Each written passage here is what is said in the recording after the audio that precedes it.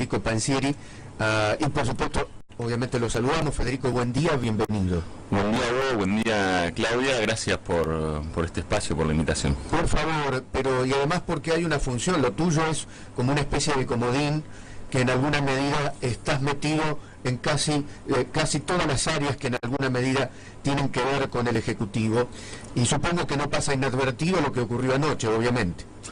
No, es así como vos lo decís, la cantidad de milímetros que acaba de anunciar Claudia, que cayó ayer y en tan poco tiempo, bueno, algo que hace, son tormentas tropicales, tormentas que se empiezan a dar de manera cada vez más frecuente, y para las cuales las ciudades en general no están preparadas, ¿no?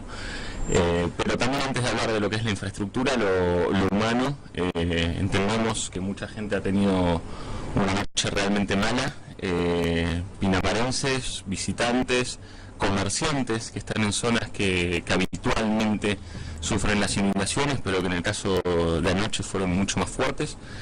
A todos ellos, obviamente, transmitirles que nos encontramos trabajando. He visto y he recorrido la ciudad a la mañana, los equipos trabajando, bueno, en la zona de las Artes Noctilucas, de las Artes Ballena, de las Artes, que realmente estaba casi con 30-40 centímetros de barro. Son imágenes que uno en estos últimos días las ha visto en medios nacionales, ¿no? A otra escala, pero con los aludes de barro en Jujuy, con barro metido dentro de las casas, y después, bueno, también el tema de los anegamientos en los barrios, agua dentro de las casas, chicos que tenían que ir a trabajar, las zapatillas mojadas,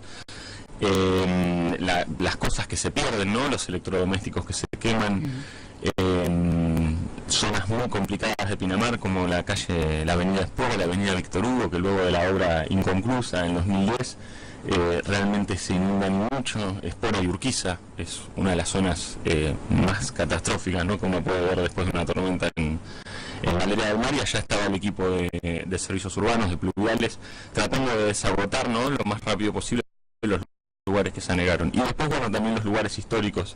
Recién pasé caminando y vi acá en la esquina, en la Plaza Primera Junta, frente a Café Martínez, Pizarra, Alancés, un lugar que históricamente se inundó, y bueno, las construcciones, ¿no?, que van creciendo alrededor, tal vez en algún momento sin la planificación adecuada de las obras necesarias para poder autorizar ese tipo de construcciones, ¿no?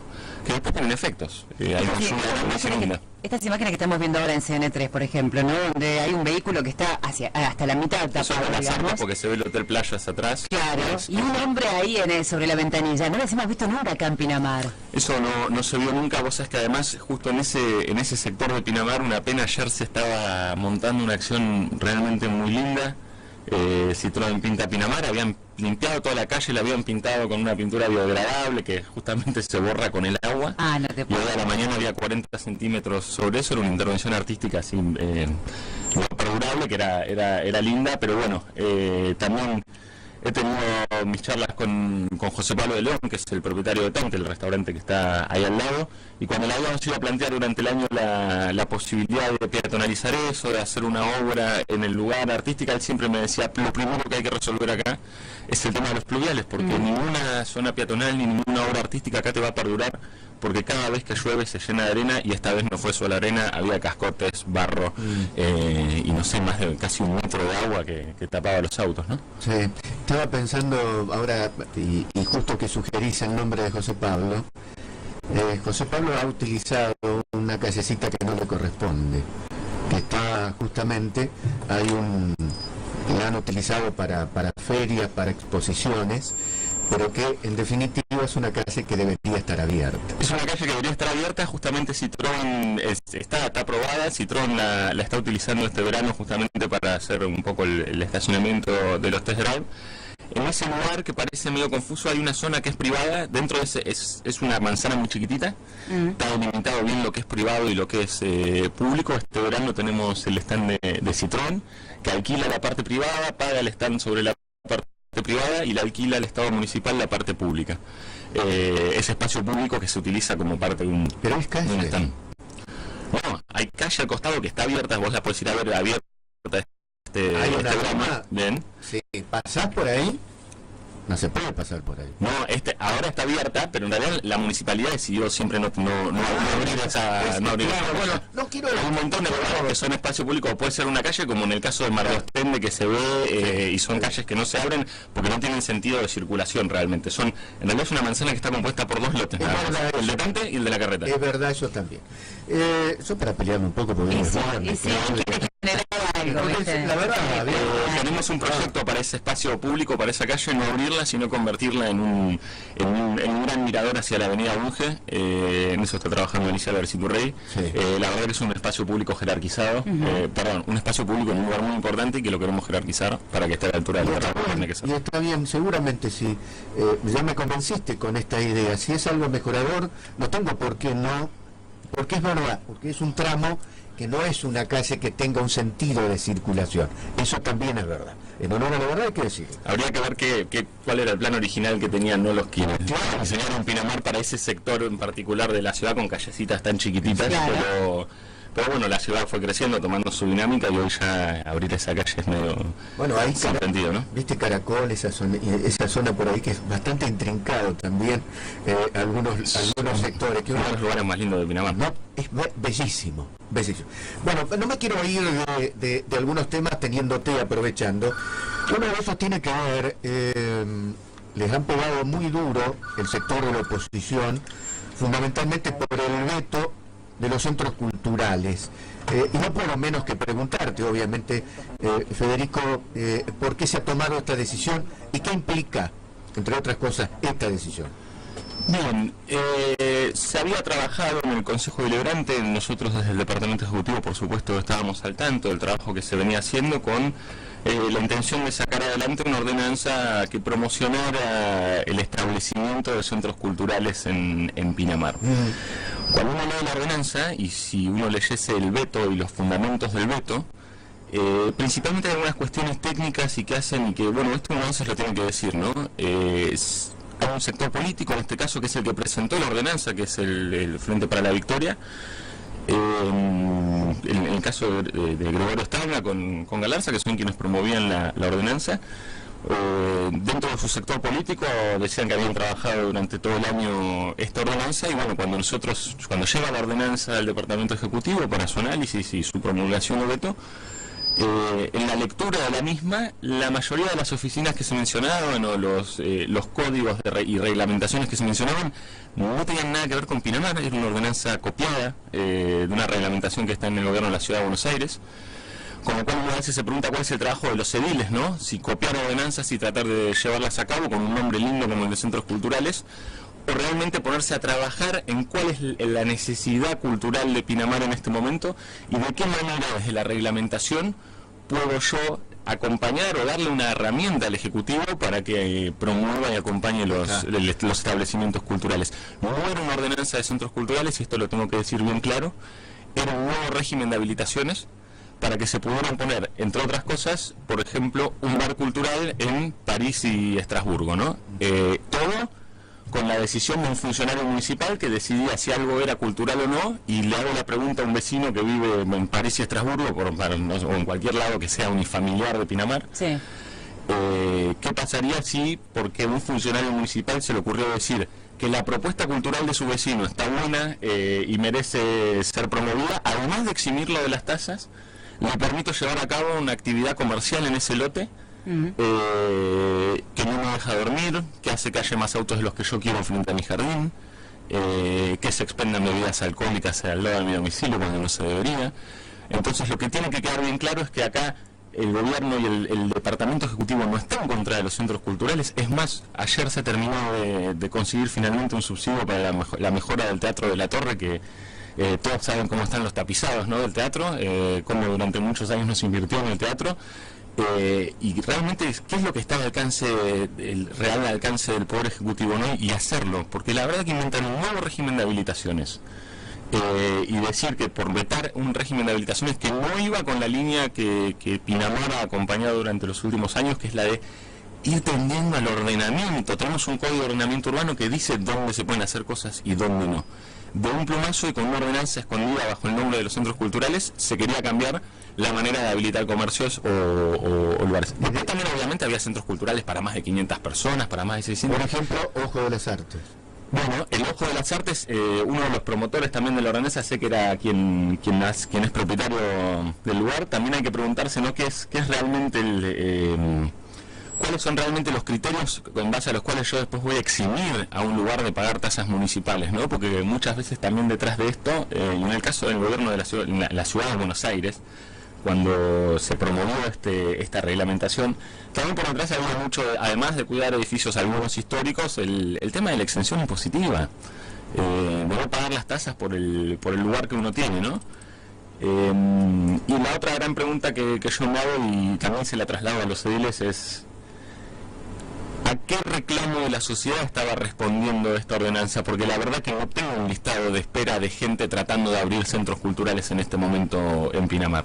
Además, está a decir que obviamente sí es importante que el Departamento Ejecutivo, el gobierno, una comunidad en general, promueva y atraiga inversiones para este tipo de actividades. Vos sabés que vos recién mencionabas esto, que lo ves bien, que alguien pueda promover lo cultural, en tanto en cuanto no exista una explotación en donde el rédito económico esté a la orden del día.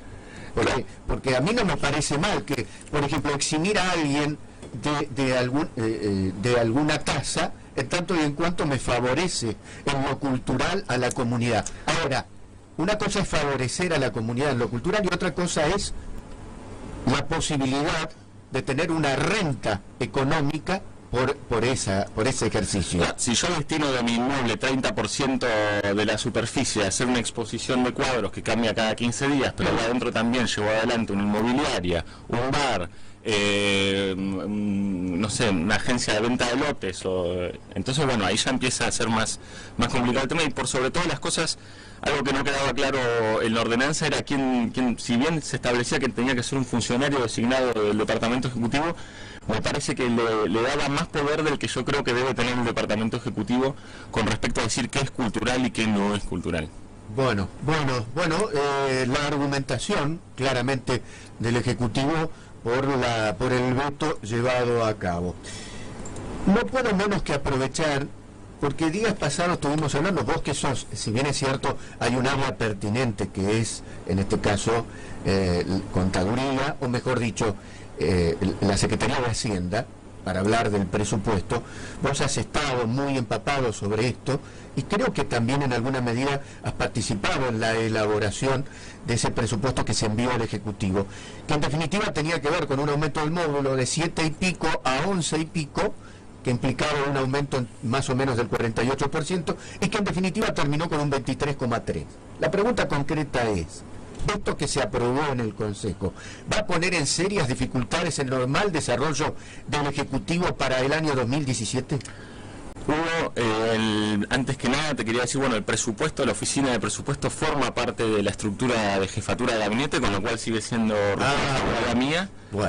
En estos primeros días del año, cuando se aprobó la modificación del módulo y volvió el expediente al Departamento Ejecutivo, todavía no he podido juntarme con el equipo de la oficina de presupuesto de Hacienda para ver de qué manera afrontamos, y esto es bastante complicado y tal vez por eso todavía no haya ido a hacerlo, porque uno va viendo y evaluando distintos escenarios y viendo cómo se puede encarar el año desde lo fiscal y desde el gasto municipal, que es en realidad los servicios a la comunidad, ¿no?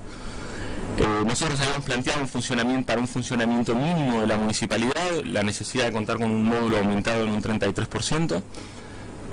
Esto nos permitía seguir con la prestación de los servicios de salud y los servicios de los servicios urbanos y de mantenimiento de la ciudad, porque acá hay que hacer un gran equilibrio, ¿no? También entre quien paga las tasas, probablemente quien más aporta con las tasas de Pinamar, que son las personas, los no residentes, que buscan que se junten las ramas, que las calles estén limpias, y después no la comunidad de Pinamar, que aporta y que paga sus tasas totalmente, pero que también hace uso de servicios como el servicio de salud, que siempre lo planteé. Teníamos pensado gastar 200 millones de pesos para el año 2017 y recaudar por conceptos de salud 92 millones, ¿no? Esa transferencia de 110 millones de pesos va de los servicios urbanos a la salud.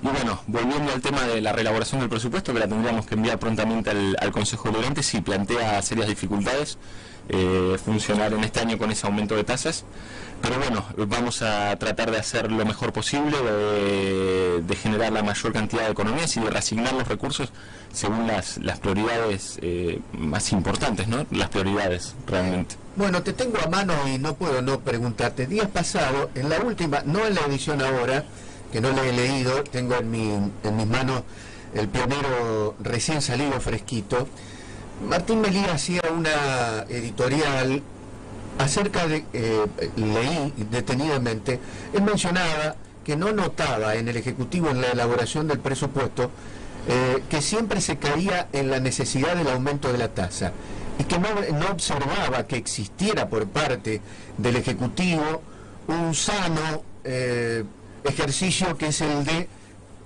ver si la prioridad respecto del gasto y la austeridad en ese gasto se condice con lo que en definitiva luego se realiza.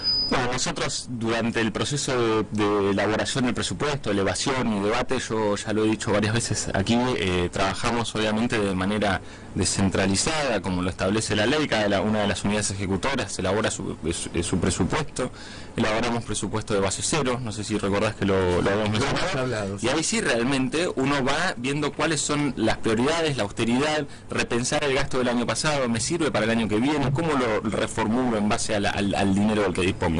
Y después un montón de cosas que la comunidad generalmente demanda, uno va captando que la gente y el contribuyente solicita, y uno, bueno, lo detiene y dice, bueno, hasta acá se requiere tal aumento. Martín o quien lo haya, o cualquiera que tome esa posición, obviamente está no es de la posición del Departamento Ejecutivo, que tiene que seguir brindando los servicios a la comunidad, ¿no? Y uno conoce el costo de esos servicios a la comunidad, y lamentablemente, o tal vez sabiamente, cada uno podrá pensarlo así, la ley orgánica de las municipalidades no le permite a los municipios tener recursos que se actualicen automáticamente. Se tiene que recurrir a la modificación de las tasas. Además está decir que en un año de gestión, las mejoras que se ven respecto de tasas que no se cobraban en Pinamar, ingresos que se perdían, se iban entre las manos para la autoridad fiscal de Pinamar, como por ejemplo la publicidad, que en un año entre las dos campañas publicitarias aumentó un 100% la recaudación.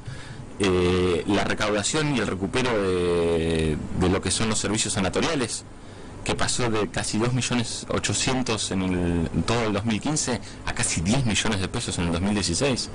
Y eso no es inflación, eso es cobrar las mismas atenciones que se habían hecho el año anterior en el hospital. Ahora bien, entonces, si uno va trabajando en todo eso, determina un aumento de tasa de módulo menor que el que debería hacer si uno no se esforzara por cobrar cada una de esas tasas, ¿no? Ahora, es que la pregunta es, ¿se puede sostener un ejecutivo con un presupuesto en donde el gasto de personal supera el 60%? ¿Se puede mantener in eternum esta situación o vamos a tener que insalvablemente recurrir año tras año al aumento del bolsillo del contribuyente? Es que independientemente del mix entre personal, inversión y gastos en insumos o gastos corrientes, en una economía inflacionaria no solo sube el valor, el costo del trabajo, sube el costo de la inversión y sube el costo de los insumos. Con lo cual, independientemente de cuál sea el mix, generalmente el aumento de tasas va relacionado con el aumento inflacionario, porque aumenta el costo de vida y aumenta el costo del salario, independientemente de si yo tenga 90% de gasto en personal, 60% o 40%. Lo que sí hace en muchos casos es que si uno tiene un porcentaje más elevado de participación del salario dentro de la receta del trabajo municipal, el gasto es menos inflexible, es decir, cuando llega el momento de hacer un recorte, es más difícil hacer el recorte. ¿Por qué? Porque incluye personas, incluye trabajo e incluye un nivel mínimo de prestación de servicios municipal, ¿no? Es simplemente eso, pero año tras año, mientras la economía siga en un proceso de inflación, se va a tener que recurrir al aumento de las tasas. Puede uno juzgar luego si el gasto fue atinado o no, pero siempre vamos a tener en un escenario de inflación que seguir recurriendo a un aumento de tasas. Con una mano en el corazón, ¿han sido austeros en la planta política en el manejo en este año ustedes? Hemos tenido reducción de la planta política respecto del momento en que asumimos. Luego también tiene que ver en el análisis de la austeridad o no del tema de la planta política, el decir, yo puedo eliminar un cargo político, pero voy a estar sobrecargando otro cargo político con funciones que antes hacía otra persona. Entonces, si la persona que decide sobre fondos, la persona que decide sobre cómo ejecutar el gasto, de repente tiene cada vez más tareas y empieza a tomar malas decisiones de gasto, es mucho peor la pérdida que se puede dar en ese caso que en el caso de las personas administrando lo que realmente saben administrar y con la función que se les otorga. Bueno, así que entonces van a tener que ir trabajando para readecuar en función de este aumento del módulo lo que les ha otorgado mayores contribuyentes y concejales y enviarlo luego al Consejo para su aprobación. Pues, así es, probablemente en el presupuesto final quede en evidencia que no lleguen los créditos para cubrir, por ejemplo, toda el proyecto anual que uno pretende. Vamos a tener que volver en algún momento al Consejo Deliberante a volver a plantear fuertemente este desequilibrio que hay entre la estructura tributaria y la estructura de gasto del municipio, que es que la tasa de salud hoy es del 6%, pero el servicio de salud hoy es estructuralmente deficitario y tenemos que empezar a corregir eso para que lo que viene en la factura el contribuyente pueda ver que tiene correlación con el servicio que presta la ciudad, ¿no? Fundamental. La coparticipación estaba en el orden de 120 millones de pesos, ¿puede ser? Tenemos coparticipación de libre disponibilidad de aproximadamente 149 millones de pesos para el año 2017. Ajá. Ese monto era de 110 o 119 para el 2016. Hemos tenido una mejora en el CUD, producto del trabajo de la Secretaría del CUD. Es un numerito mediante el cual toda la coparticipación a los municipios de la provincia se reparte, ¿no? Es código único, coeficiente único de distribución. Subió el de Pinamar este año respecto del año pasado, producto de la registración de muchos servicios de salud que no se venían haciendo en gestiones anteriores. Tiene que trabajar con la Secretaría de Salud. La cama completó los papelitos, presentó los papelitos en La Plata y eso nos permitió tener una pequeño incremento, ¿no? Del 33 al 35, ¿no? Pero la verdad que así se tiene que hacer. Cuando uno tiene un servicio de salud completo y grande, tiene que ir a pelear esos puntitos de coparticipación porque realmente lo está gastando. Yo sé que hemos pasado ya por este tema y hemos cambiado, ¿no? Pero un oyente dijo, lo mismo pasa Cairo y Sáenz Peña, Autoservicio del Rosario en zona unifamiliar, venden alcohol y medicamentos fuera de horario. Bien,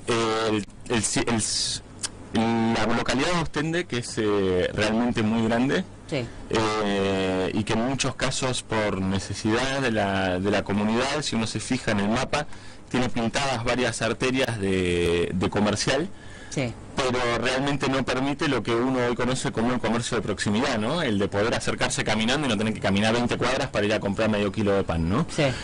Desde el Departamento Ejecutivo y también en el Consejo Deliberante se estuvo trabajando una reforma del COU, que también pueda prever este tipo de situaciones y que además nos permita poder llegar a esos casos con una reglamentación y no como hoy que no está arreglado eso y en realidad es algo que está funcionando fuera de norma, pero que también en muchos casos brinda un servicio, ¿no? al vecino que puede caminar las 20 cuadras todos los días para comprarlo. Se va a tratar en marzo, si Dios quiere. Urrizón ha trabajado mucho en ese proyecto del código. Y ya tu secretario de prensa me dice, Manso, ya déjelo, por favor. El director de prensa del municipio, no confundan que yo tengo un secretario de prensa personal. No, el director de prensa. Sí no estaríamos sin antes agradecerle a Russo, por supuesto. Como quiera, simplemente porque el presupuesto que habías enviado en función de ese 48% de aumento del módulo implicaba unos 860 millones. Con este 23,3, el presupuesto quedaría reducido ¿a cuánto? Es una reducción de aproximadamente 90 millones, vamos a estar en los 770, 775 millones de pesos. Bueno, agradecerte, por supuesto, Federico, muy gentil de tu parte. Muchas gracias a ustedes, que tengan un buen día. Federico Pensieri, jefe de gabinete, es quien estaba en diálogo con nosotros.